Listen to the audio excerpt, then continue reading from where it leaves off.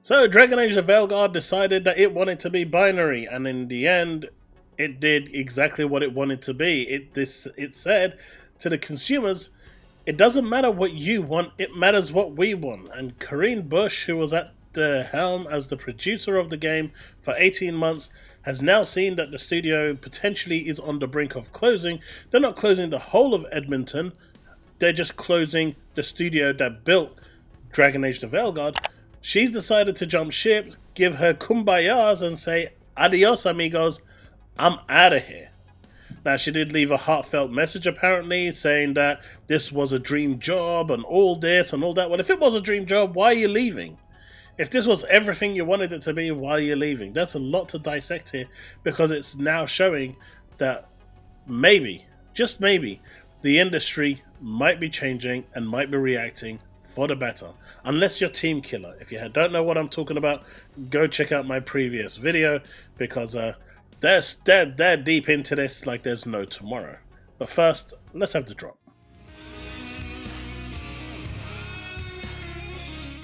So it seems Corinne Bush has reportedly left BioWare after 18 years amidst rumours of the studio closure by EA. Dragon Age Veilguard received mixed reviews, scoring lower than the previous Dragon Age titles due to creative choices and narratives. That's what's being touted. But the reality is, they decided to go all in by focusing on DEI, wokeness, and everything else, that they completely ignored the other side, which was their main audience.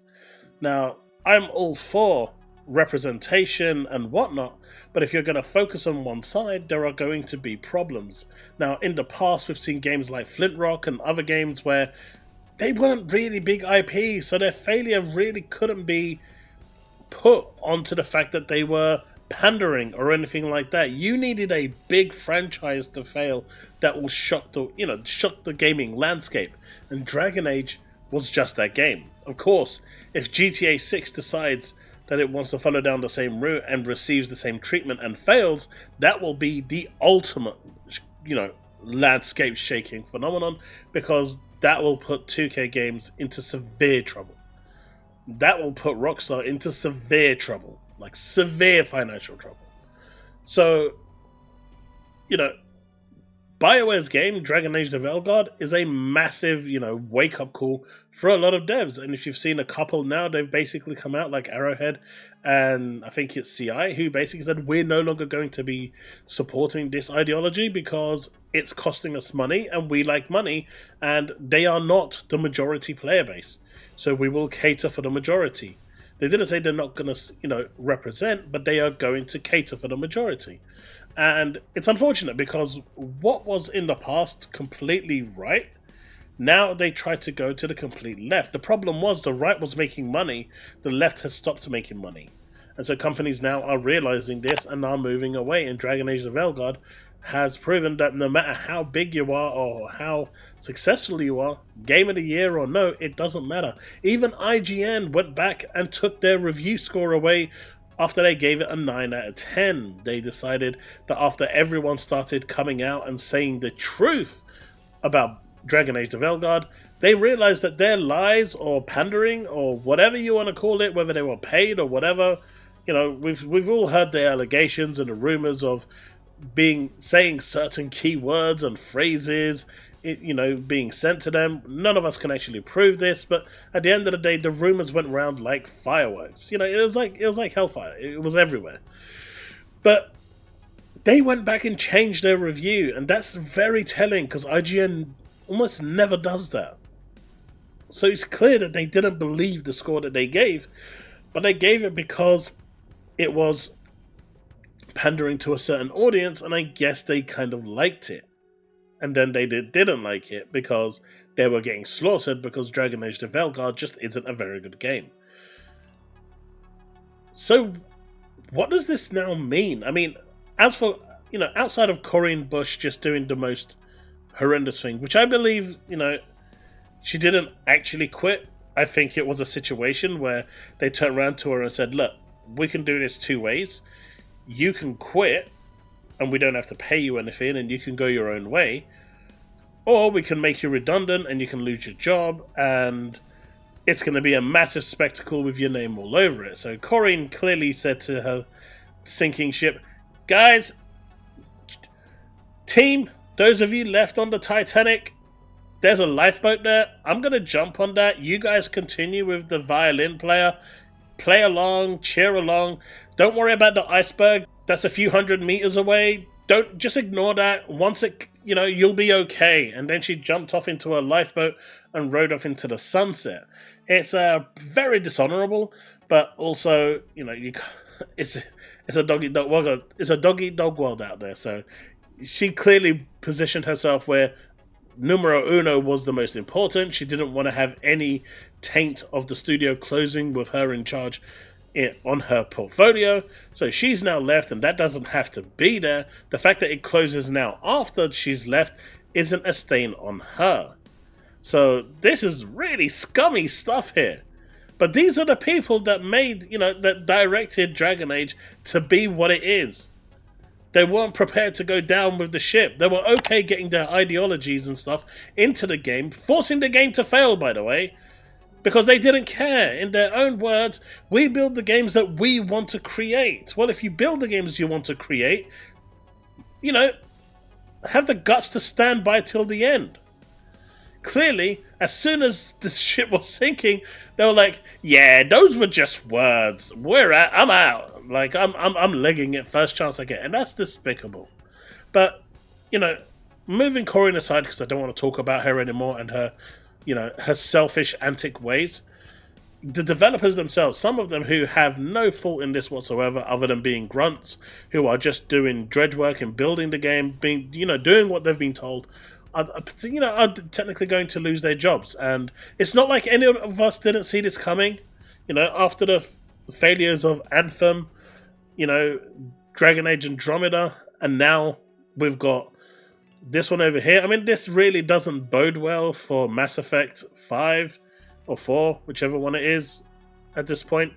But it's really sad to see BioWare crumbling, game after game, and EA is taking a no-nonsense approach, and absolutely right they should.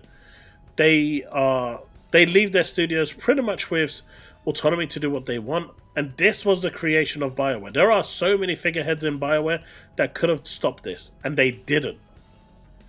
And what I'm hoping this will do now is be the catalyst, the shockwave for the rest of the industry to say, look, if a company like BioWare and a game like Dragon Age, a prestiged title that has so many followers, a cult classic, Dragon Age Inquisition won Game of the Year. So it's not like it's just a throwaway game like Flint Rock. No disrespect to those developers, but it just didn't have the IP backing to, have an impact. Most people didn't bother even trying it, even though it was on Game Pass, because it just didn't really, the name wasn't even appealing. And then they decided that they would, at a time when social culture was at its highest, go against, and, well, the results are there. Not saying it's right or wrong. Take that and make that decision yourself. What I'm saying here is that BioWare Studio, the Veilguard Studio closing, is going to be a massive head turn for a lot of people. This obviously leads over to Avowed with the dude who I can't even be bothered to name, has made those awful remarks and is being protected by the studio leads, who openly said that they are going to ride this out and wait for it until it disappears. You've not seen him in the news, you've not seen him in interviews, nothing. He's put his head down and the camp has pretty much gone radio silent for obvious reasons. So this is going to be very interesting to see how the sales numbers affect a game like Avowed, because Avowed is the next target for this, for this faction, this community of people that want to tear down anything that they deem is woke. Of course, that term is being now loosely thrown around at everything, and it's getting a bit silly, but it's clear that Dragon Age decided that it wanted to go above and beyond and be a political-based game, when all we want is a video game. We just want to jump into a fantasy world where everything is just a massive fantasy, especially in an RPG. We don't want, everyday problems shoved in our faces. And that's what they wanted to do. They wanted to pass on a message. And that message is that they're going out of business and they're about to be made redundant. And that's life. That is a decision they made. The sad thing is, I'm bringing her name back in, Corinne Bush is going to escape all liability. Yes, she may have lost her job, but she can find another job because people in her position are few and apart. People in a front-end development position are a dime a dozen. That's the problem. So the people that are suffering for this are the actual developers and not the figureheads that are making these decisions. But it's going to be interesting to see how this actually, affects games going forward. How people are going to react and change. Like I said, 2 studios have already publicly came out and said they will not do anything that's DEI unless it actually makes sense. They're not just going to throw it in there for a political reason. They're just not prepared to do that. Arrowhead and CI have done that, and I'm sure more in the background are now going along with that and saying to their shareholders and in the board meetings, if we want to lose money, that's the direction we go. If we want to make money, we need to renounce ourselves or just not do it anymore and just push it aside and start a clean slate.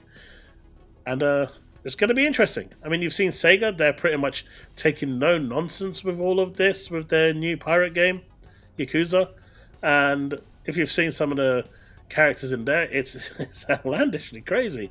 Marvel Rivals as well, which has been slandered at the moment for their portrayal of female characters, although no one really complains about the male characters, which are half naked as well and are being objectified by female players. No one is caring about those. It's only the female characters that people in the Marvel Rivals community are actually complaining about. But Marvel, the developers basically don't care, and that's the right approach. The 5 people you're going to leave because they're upset isn't going to affect the 5 million people that are playing. It's better to lose the 5 people than the 5 million people. So it's interesting because more and more companies now are pushing back. And the more they push back, I think the more change we are going to see. And as someone once said to me over on X, the video game industry is healing. And however you want to interpret that, I think on this occasion, they might just be on the right track. Let me know what you think in the comment section below. Let's have that discussion, and I'll see you in the next one. Remain legend.